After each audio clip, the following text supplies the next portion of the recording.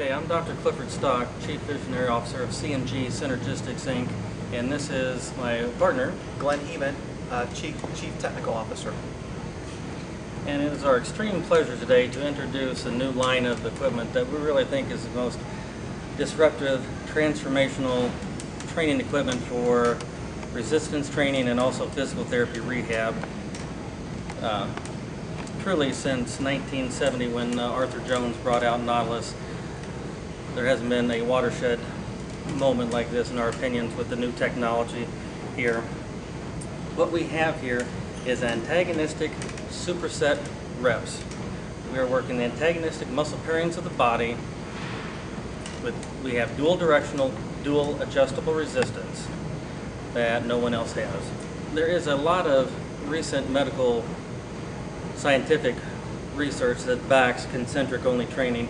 The old paradigm used to be that you had to have eccentric training for muscle hypertrophy, and what we're finding is from Baylor University studies that they did for the Curves Fitness, and also some work done at the University of Virginia Medical School, proves that concentric training does in fact build muscle strength, coordination, hypertrophy, and also there is some aerobic effect from the concentric training. We're going to take this basic unit and develop a complete circuit where you can work out the entire body in far less time than normal. Okay, I would like to talk a little bit about the technology behind our vision for the antagonistic superset rep. The way we accomplish this is with a dual adjustable, dual directional device that's creating resistance with friction. What we have mounted together here on this machine is a pair of caliper assemblies and rotors mounted on the same shaft.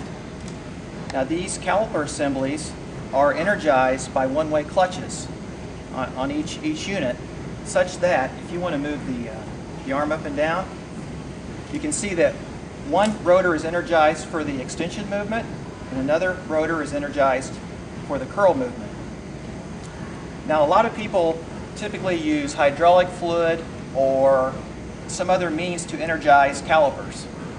We thought that that would be a lot more expensive way of energizing the brake, and also, as we know, hydraulic fluid usually can leak after time.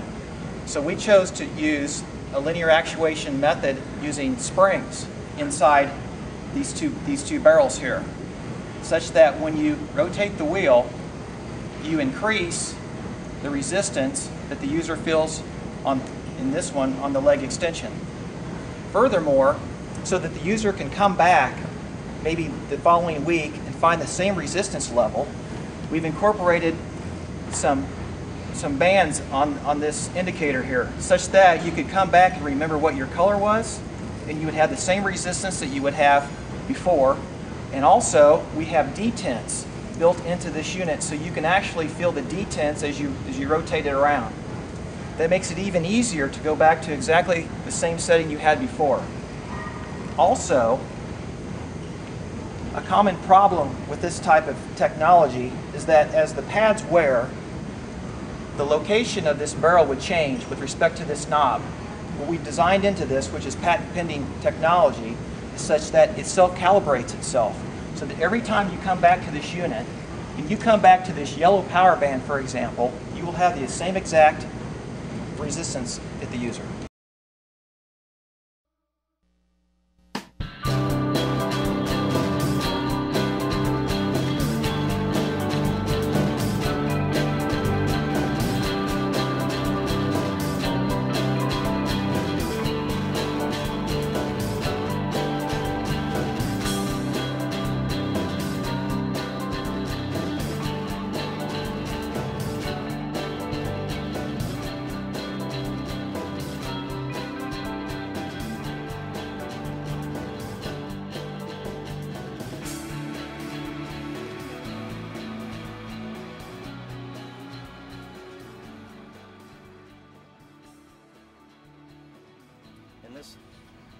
In this methodology, there's no weights, there's no gravity, there is no momentum.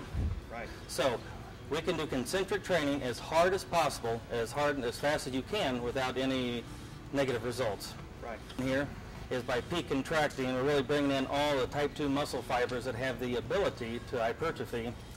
Also, he's wringing out even more muscle.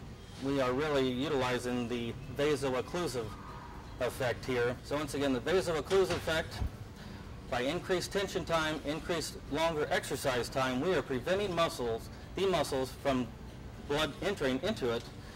It sends a hormonal signal that causes insulin like growth factor 1, growth hormone, and possibly testosterone also into the area to cause a muscle hypertrophy. Also, we're bringing in more nitrous oxide, which acts as a stimulus to satellite muscle cells that cause maintenance, repair, and hypertrophy. Another thing that we're picking up here, we are, each antagonistic group, going back in this different direction, we are inducing the neural stimulus of the myotatic reflex. That lets the muscle motor units fully contract at their maximum level. Anything you can do to get a maximum contraction, muscle hypertrophy will follow. There's a study in the latest Ironman magazine. The leg extension alone, through vaso-occlusive effect, the local levels of growth hormone went up 290%. And that's just on the leg extension. We're doing leg extension, leg curl here at the same time. We're getting more than twice the workout in less than half the time.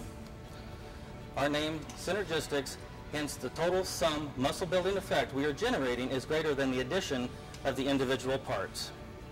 That brings up a good point. Baylor University, they did some studies for the Curves International, which is also in Waco, Texas, and they found concentric training, and that's just from the hydraulics, induced muscle hypertrophy, increased cardio effect, and also increased strength. So you're really getting a triple whammy, concentric. Before, the old paradigm was, oh, you had to have the eccentric move for muscle building, but no. University of Virginia Medical School proved for concentric motion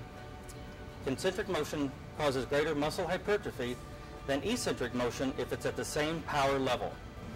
Also, the concentric muscle training, it does not cause the damage that the eccentric training does, and it does not stimulate cortisol. Cortisol is a hormone of inflammation, and it's catabolic. It breaks down muscle tissue. Once again, when each muscle group gets its turn from the antagonistic muscle group doing the peak contraction, the muscle is in the fully pre-stretched condition, inducing the myotatic reflex that further stimulates the muscle to contract at 100%, which is very important. Have you ever been on the hydraulic equipment before? Yeah, I have. And would you agree that it's more of a kind of a sticky motion, and if you push harder, then the resistance is harder, but then if you slack off, it's not as much? Yeah, I think the resistance is much different on a hydraulic. Doesn't give you near the tension. Okay. And have you ever done any training on the hydraulic equipment that you can remember? I have. I've trained at a lot of gyms. I travel around the world quite a bit, so I find myself in a mirage of gyms, and I've trained on hydraulic equipment. Would you say this is a lot smoother than the hydraulic? I think it's more consistent throughout the range of movement.